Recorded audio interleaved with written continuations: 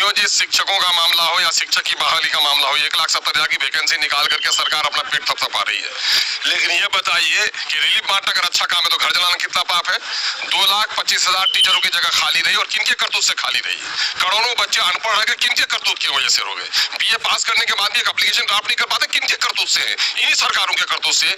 इसलिए ये पीठ न थपथपाया बल्कि अपने पाप के लिए प्रायश्चित भुगते। और जहां तक आप ये देख लीजिए कि पढ़े लिखे लड़के बेरोजगार है, सर्टिफिकेट है, लेकिन क्या वजह है कि 1,70,000 में 1,20,000 ही क्वालिफाई कर रहे हैं। और उस 1,20,000 में भी लगभग 30 से 40,000 नियोजित शिक्षक है, पुराने वाले शिक्षक है ना, जो इस बात का संकेत है कि पुराने शिक्षकों में भी क्वालिटी है। और जहां तक मामला है 20,000 तक फर्जीवाड़ा है उसमें, और लगभग 14,000 बाहर के लोग हो गए हैं। मैं समझता हूँ एक्चुअल बहाली जो होगी ना 50,000 से ज्यादा की नहीं हुई है, सरकार खामखा का पीठ थपथपा रही है।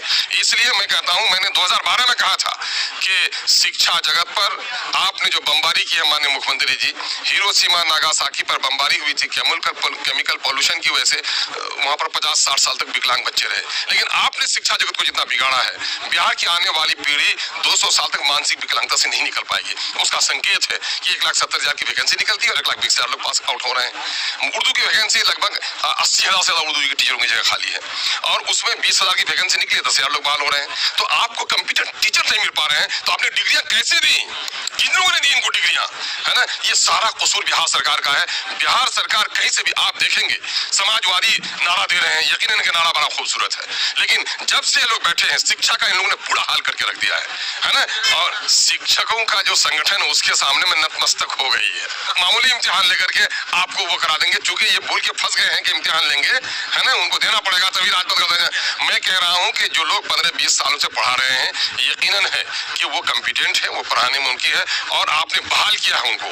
आप मुजरिम है, आपने अगर बहाल किया है तो आपके अंदर उनकी क्वालिटी कमजोर है उनकी, तो उनकी गुणवत्ता को बढ़ाने के लिए डिफरेंट टाइप की ट्रेनिंग्स कराइए, लेकिन अब निकाल बाहर मत कीजिए। आप जानते हैं क्या हो रहा है, अभी बहुत सारे लोगों की बहाली हुई थी बीपीआरओ में। अब बीपीआरओ में बहाली हुई थी और समझ लीजिए बीडीओ नहीं, पंचायत समिति के यही लोग होंगे। अब बीपीआर से उन लोगों को डिमोट कर दिया गया है, उनके अधिकार छीन लिए गए, गाड़ी छीन ली गई है।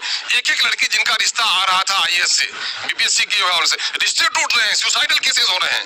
ये सरकार बड़े अजीब अंदाज में काम करती है। आप एक तरफ एससी एसटी ओबीसी वो रिजर्वेशन है, वो रिजर्वेशन को किनारा करने के लिए आपने क्या किया, आपने आउटसोर्सिंग में काम दे दिया, और फिर आउटसोर्सिंग के जरिए से फिर शोषण हो रहा है लोगों का। कुछ मठाधीश लोग हैं जिन लोगों ने अपने एनजीओ के जरिए से करा लिया है, गरीबों का दलितों का शोषण हो रहा है। 20,000 22,000 उनको साइन कराया जा रहा है, 10,000 रुपये उनको तनख्वाह मिल रही है। तो कहीं से भी बेरोजगारों के हित में सरकार नहीं है। कुर्सी पाने कुर्सी बचाने मैं सिर्फ उलझी हुई